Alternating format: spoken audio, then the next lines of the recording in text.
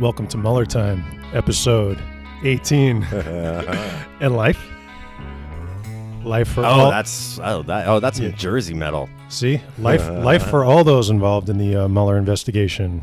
Yeah, don't you think? I wish they would all go live on Skid Row. Yeah, one of New Jersey's own. I was thinking until we have a theme song, which, by the way, I've decided that I'm going to write, and which we were talking about off air. But anyway, regardless of that, I was thinking until then I'd use different kinds of music. Unfortunately, there's no other good songs.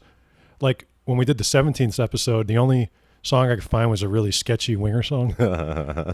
Which, by the way, that song would totally not fly now. No, absolutely not. Like, yeah. Well, no, when Roy Moore was about to get elected, I ran a whole Twitter thread of pedophile songs. Oh, really? Oh, yeah. No kidding. That's amazing. Roy Moore, a hashtag Roy Moore playlist. You might find it still.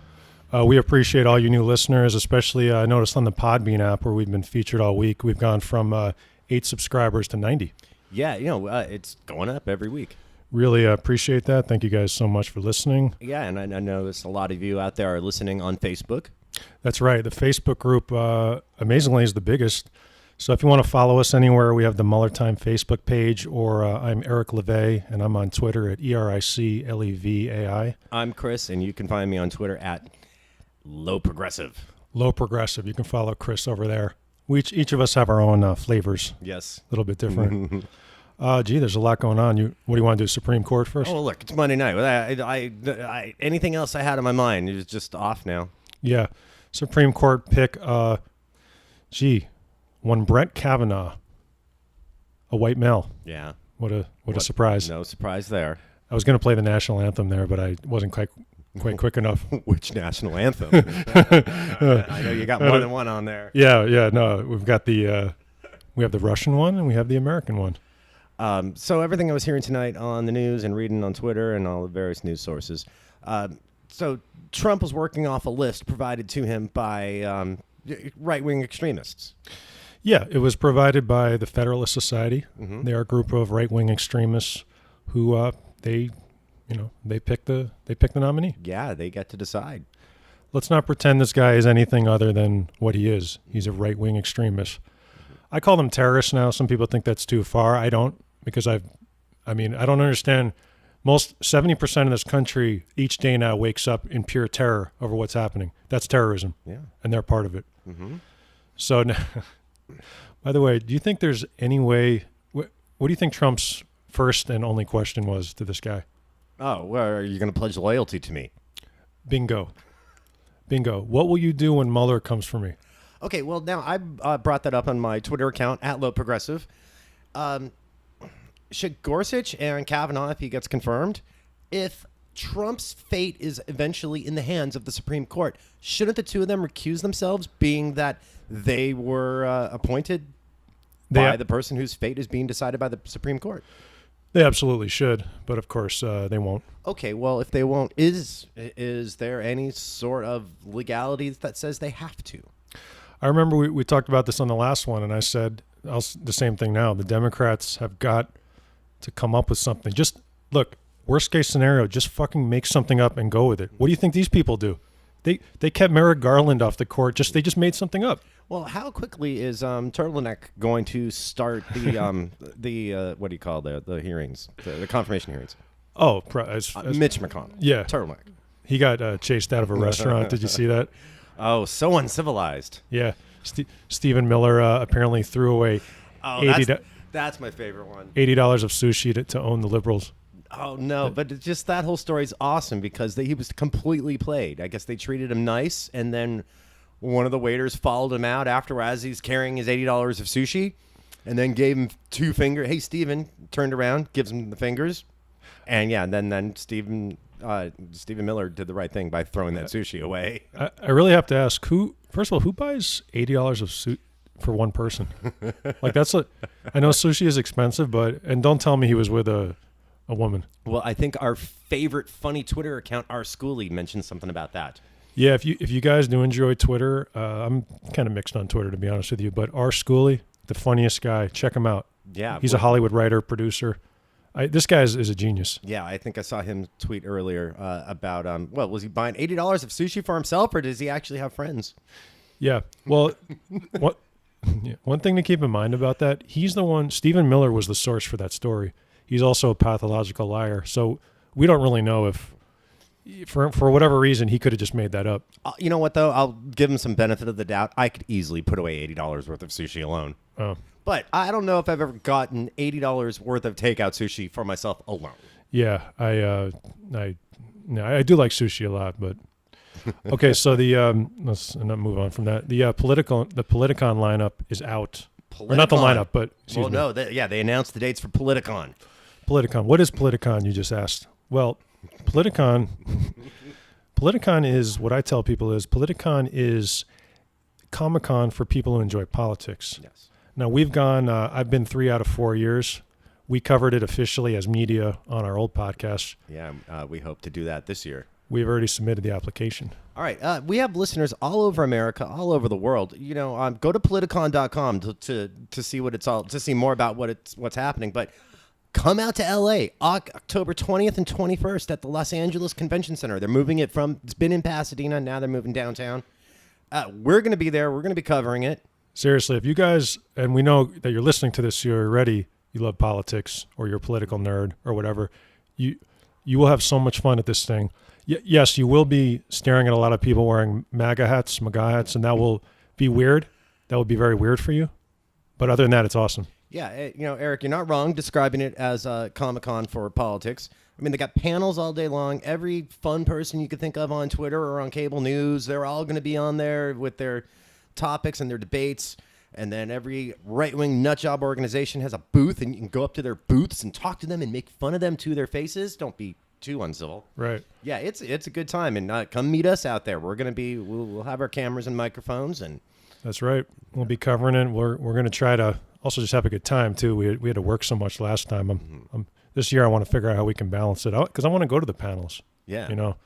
We did get a lot of great interviews last time, but yeah, I mean they'll have like seriously like if I know it's expensive to travel and we're lucky because we are here in LA, but you guys should just check it out as soon as possible. Yeah, they only announced the dates today, October 20th and 21st at the LA Convention Center.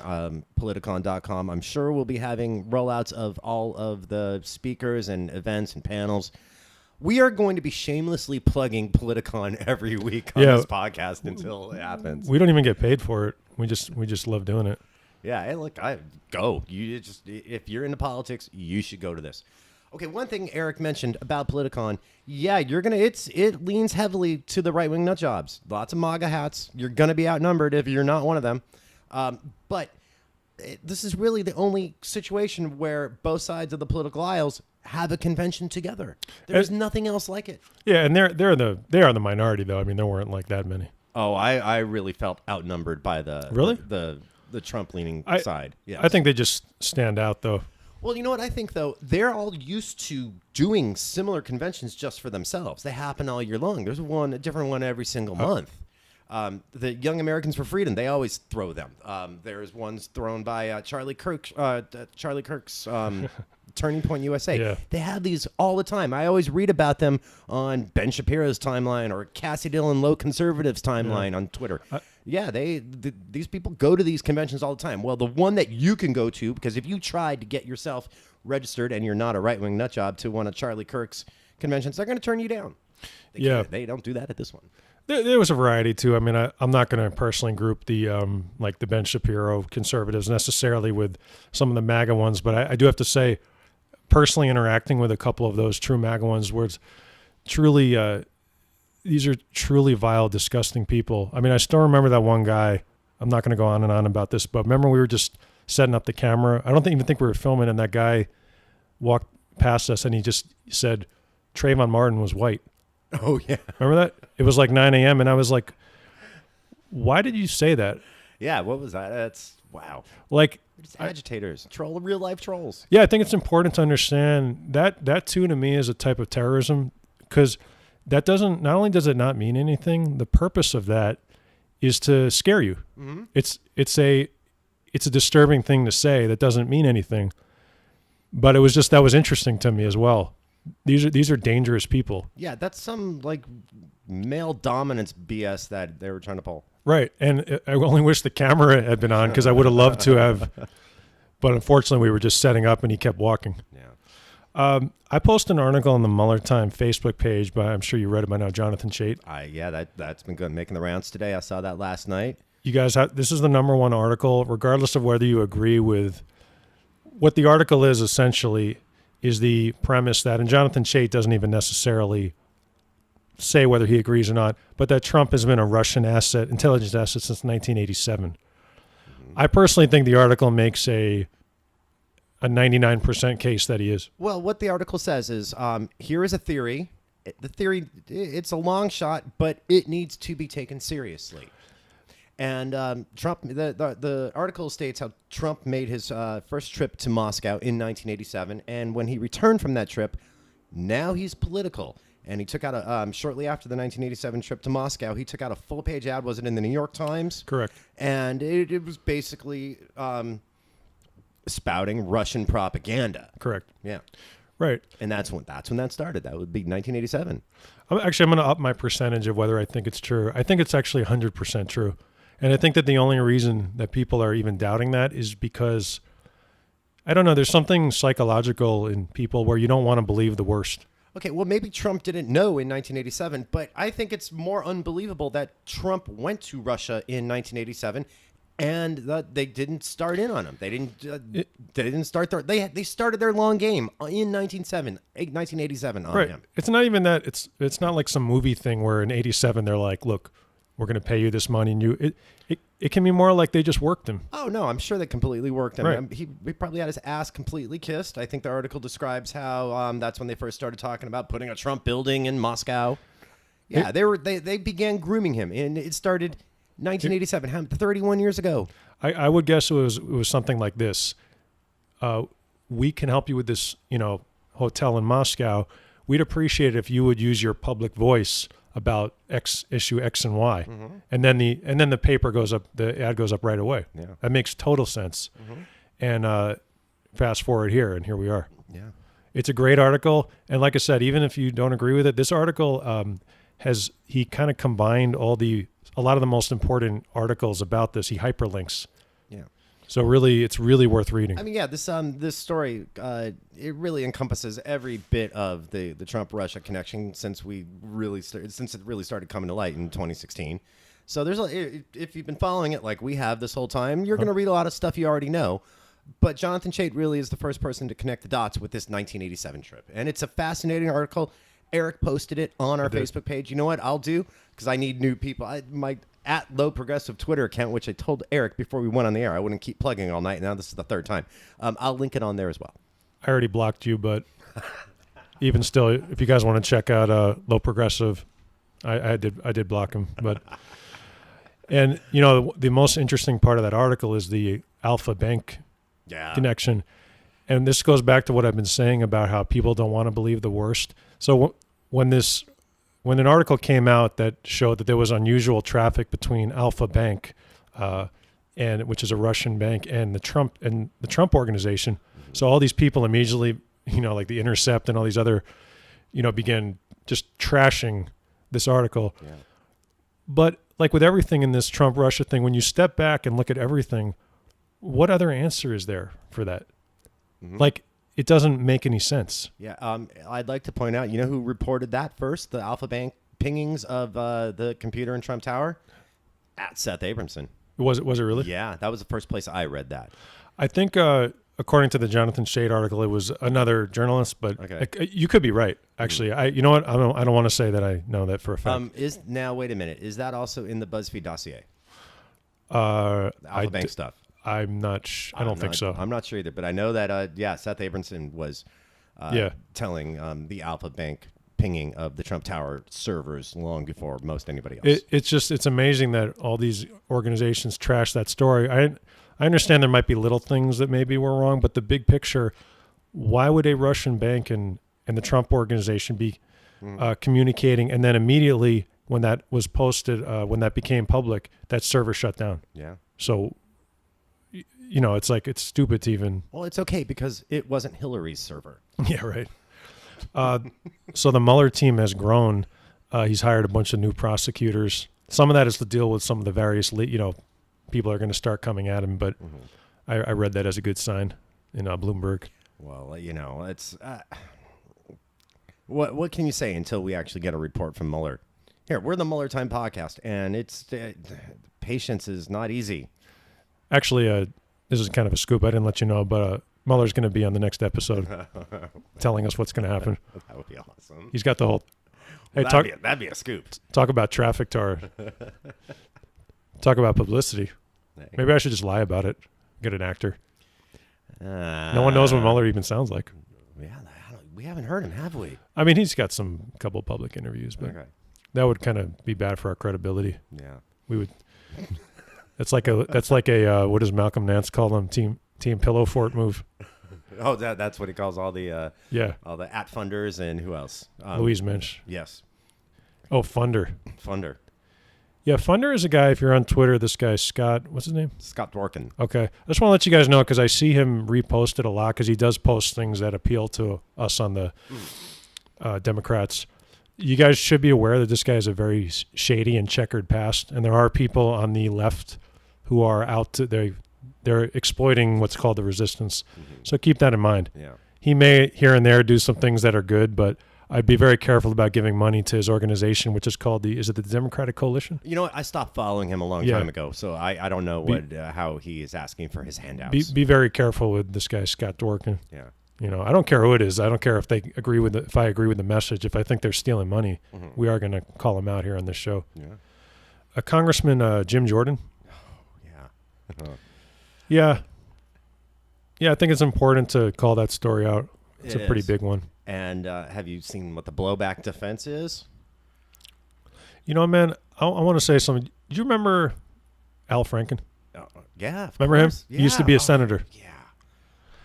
Why did he resign again? Because he did that. Well, this doesn't work on a audio-only podcast. He took a photo of grabbing a sleeping woman's boobs. So, the crime of the century.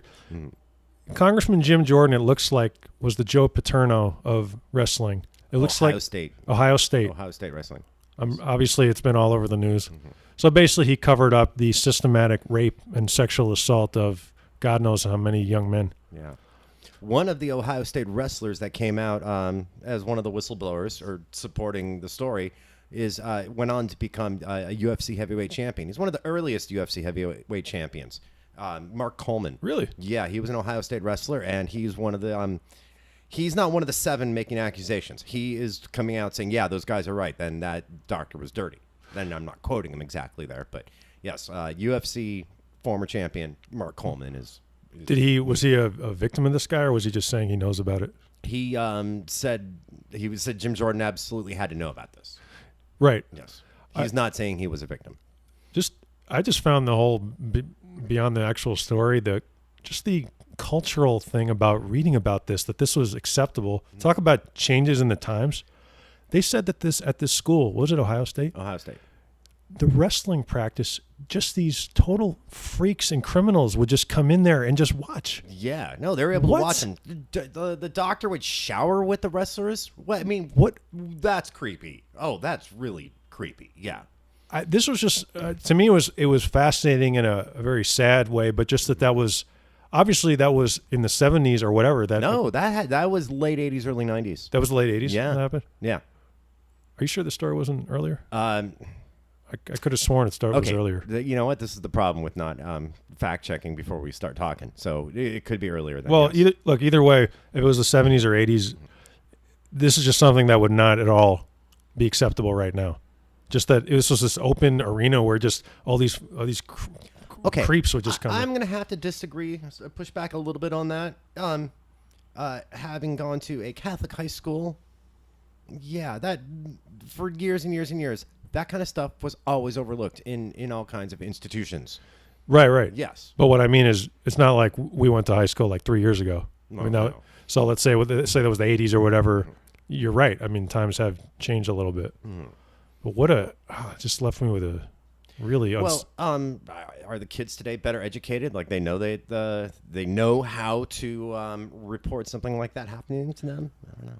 The part that stuck out about that story the most was just that these wrestling practices were just open for all these criminals to just all the come pervs there to and hang come out and perv on the guys wrestling with each other. Yeah. It's like that movie, The Last Picture Show. I don't know if you've seen it, but Robert Altman. right, it's Peter Bogdanovich. But You're right. come on, okay. come on, Mr. Fact Checker. No, Okay, no, I'm I'm not just, a I'm bad just, night no. It's great night. It's great night, and you can follow him at Low Progressive. One of the characters in that movie, I think, is a gym teacher who is everyone in the town knows that he's a child molester, and it's just this open thing where no one. It's just like, hey, that's him, and that kind of thing I think is less acceptable now, which is good. So Jim Jordan, I guess he's just going to keep his job because that's what we do now. Well, okay, that gets, as I mentioned earlier, have you heard what the right-wing blowback defense is? Well, why is this coming up now? He's run for office all these times. How come these stories didn't come out then? It's the deep state. Mm-hmm. Yeah. This is the guy who's every time he is on TV, he's calling out the Mueller probe. It's just amazing. Mm-hmm. I could tell he's just the type of person who is he's power hungry. I'm sure he knew what was going on. It might have even in some place bothered him, but not enough to stop it. Well, you know what? He was the assistant coach, so he probably felt he did not have the authority to stop it. So who was the coach? But yet he thinks he has the authority now to. Oh yeah, I don't know. Yeah, but he has the authority to stop the Mueller probe. Mm-hmm. Yeah, because it's the Mueller's not touching little boys, these weren't really little boys; these are wrestlers, and it was the doctor. But yeah. Oh, so Scott Pruitt finally got canned. I don't think we mentioned that last time. No, did we miss it? Well, I think it happened after we recorded. Yeah, that was July 4th, the last episode. Yeah, Scott Pruitt is out. Mm-hmm. Yeah, and that story's already gone from the news cycle. Probably, arguably, except for Trump, the most corrupt individual to ever have a cabinet position. The most corrupt that we heard about. That we know about. Yeah, Trump's still in office. There's still corrupt people in offices there. We're going to hear about others. It's really hard to pick. Wait till we find out what Jared and Ivanka have been wasting our money on. We haven't found that stuff out yet, and we will. Yeah, it's amazing because Jared and Ivanka have done enough to be like Jared would have been locked up alone for lying on his application. Yeah, he got the free pass. Right. And then that thing came out about the Trump Foundation where Ivanka is on the board there. And that's enough to get locked up for a normal person. Mm-hmm. These are not normal people. Correct. They're not like you and I. They have a different set of rules. But if you do want to feel good, I'm going to tell you guys something. Trump has a chance in some ways of, I'm not saying he's going to skate, but just this country traditionally has problems holding presidents accountable. Mm-hmm. But if you want to feel better about something, no one else below him has that protection. I'll tell you that right now. I don't know what's going to happen to Trump, but everybody else, Jared, Ivanka, all of them, they're in grave, grave danger right now. Will Trump let Ivanka go to jail? I don't know. I'm not really sure. Well, we haven't even heard her name connected to any crimes yet, but I want to think when Mueller finally comes out with his report, then we're getting everything on Ivanka. Well, have you noticed that he hasn't interviewed, to our knowledge, Jared, Ivanka, any of them? That's not a good thing for you. He hasn't interviewed Roger Stone. When you haven't been interviewed, but you're a part of it, that means you're a target. Yeah. North Korea appears to have not quite worked out. Oh, geez, what a surprise. Yeah. Yeah, who saw that coming? Yeah. Although, by the way, my official coin shipped. Oh, really? Oh, have we got it? You haven't gotten it yet, have you? Oh, well, let me clarify. The White House coin I haven't heard about yet, but my coin from Claude Taylor, a.k.a. True Facts Stated, a genius little coin that with Trump and Putin. Yeah, that's shipped. So that was very cool. I look forward to getting that. You're getting a Trump-Putin challenge coin. And then that's awesome. I also bought the real challenge coin with Trump and Kim. That they said that will ship August 1st. Okay, a month away. Yeah, less than a month away. I might make into a necklace or something. Well, look, we're still a month away. Who knows how? It's already been breaking down. The agreement, I use in scare quotes, agreement that Kim Jong-un and Trump made. How bad could it be after August 1st? That coin is just absolutely hilarious. Yeah. So here's how North Korea worked out. Kim got everything he wanted. Nothing happened on our end. Now Pompeo went there, and they rejected him. They wouldn't even meet with him. Yeah, Kim Jong-un snubbed him. So I think that's your answer right there as to how successful that was. Well, I can't quite remember who exactly had pointed this out. North Korea already has now the capabilities to launch a missile that can reach the United States. So Kim Jong-un has that. And what did the United States give up? They gave up the military testing in the annual tests. Which military tests were they in the South Korea Sea there?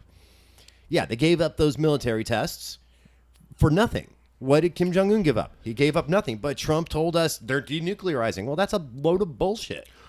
Also, and everyone believed it. Yeah, my God. On the moving the line sort of theme that I try to bring up as much as possible, where the normalization becomes, and the Trump administration pushes things further. The U.S. Army has started discharging immigrants. Oh, yeah. So there's more evidence that things are being moved that were not ever mentioned or talked about. Now, they're not being discharged honorably, which means they're not getting their citizenship as was promised for enlisting. Yeah, and we don't even know what's going on because even their commanders aren't being told. Mm-hmm. But it's obviously we know what's going on. They're discharging them because they're white supremacists. So they're going to discharge any immigrant, any brown-skinned person, black person, anyone other than a white person. And then this is really important. They formed a denaturalization task force. I don't know if you read about this. No, I don't know about it. This one, no. Tell me. Yeah, here's moving the line. They want to look for people who were naturalized years ago under false pretenses, so they say. So in other words, I lied. I used a fake social. I got naturalized. It was 30 years ago. Oh, now they're going to punish them. Now, if it was any other administration, I can somewhat see your argument. Hey, you're not supposed to use a fake social or do some kind of fraud to get your citizenship. But this is the Trump administration. Do you really think you can trust them?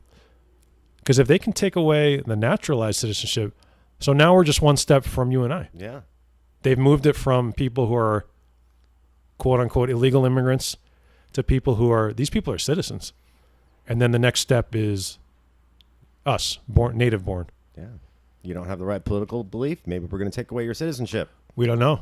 Maybe the wrong guy tunes into Mueller time, and next thing you know, I'm on a boat out to Finland or something. Oh. It's like the Perfect Strangers opening. You see me waving. Oh man, we're going to end up in baby jail. Hey, I mean, you got to stand for something. Yeah. I wish I wasn't there with those kids. I really do. It's frustrating. I got to be honest with you, man. It's frustrating. I even messaged our representatives to see, hey, can we help these kids right here? Like, can we do anything? Nobody wrote back. But I did it on Twitter because I thought maybe I'd have a better response because it's public, Who'd you write to exactly? Gavin Newsom, our mayor Garcetti, Kamala Harris. I mean, everybody. Okay. Because they're right here. I mean, I don't know if they're in LA, but I know they have these facilities in San Diego and El Cajon. Hey, Adam Schiff, he's got his local office walking distance from our studio. He does. He does. Yeah. I mean, there just has to be something we can do. I feel like we're helping out somewhat with the show, but I just would like to do more. We don't even know what's happening to these kids. No. And now, wasn't today or is it tomorrow was supposed to be the deadline for all the reunifications of the parents and children? That's not happening. They didn't make that deadline. Well, it's clear that they never intended to. Yeah. You brought up, we've now brought this up 3 times because each time I've thought about it more. You brought up about a sort of a sinister separating these kids. Yeah, I went full Alex Jones on my theory, but go ahead. The last time I said I was thinking about it a little more, and then I thought about it even more and how they didn't plan ahead, and now I'm actually much closer to what you said and agreeing with you. All right, well, records connecting the children with the deported parents were destroyed. Right. Right now, we're hearing that the only way that they can reconnect the children with the parents is through DNA tests. And again, now these children, they're not necessarily just in jail. They've been separated and put in completely different states far away from the southern border. Right. Yeah. So if they can't connect them, what are they going to do with these kids? Oh, well, first of all, they go put these 1-year-old children on trial to defend themselves first. And then when they do not succeed in court, what happens to them? Yeah. Yeah. So where do these children end up? I think we have time for one more sad topic. We're at 30 minutes. Anything you want to talk about? Go England. Oh, by the time you post this, we're going to know who's in the final. Oh, there was one. There was one great thing. Despite taking steroids and what else did they do? Okay. The Russian team did not have to do the same drug testing as everybody else. Oh, and I realized the Russians have a Brazilian on the team, and he actually scored in the game in the quarterfinal game this past weekend. So despite taking anabolic steroids and hiring a ringer, Russia still lost to Croatia. We'd like to took penalty kicks, but Luka Modric, and you still couldn't do it. Did it. So we'd like to just say real quick, Russia, go fuck yourself. Seriously, go fuck yourself. You fucking losers. Sorry. No, that was an exciting game. I don't know if you watched it. That was freaking exciting. When Russia got that equalizer late in extra time that sent the game to penalty kicks. I mean, that's soccer at its most exciting. Russia, Vladimir Putin, fuck off. Yes, fuck off, Putin. I could keep this going forever. Yes, you could. You know what we got to do? We got to get you the Nikolai Volkov rendition of the Russian national anthem and play that one of these weeks. You know, I also looked up the Croatian national anthem because I realized something. Have you ever noticed all national anthems sound the same? Yeah. No, I watch a lot of soccer, and national anthems for countries in Africa sound no different than countries in the whitest part of Europe. How does that happen? All right, y'all. Well, like we said, if you want to follow us on Twitter, I'm Eric Levay, EricLevai. I'm also on every other Instagram or whatever. And I'm on Twitter, @LowProgressive. You could also find us on Facebook, Mueller Time Podcast on Facebook. We look forward to talking to you next week, and keep resisting. Thanks.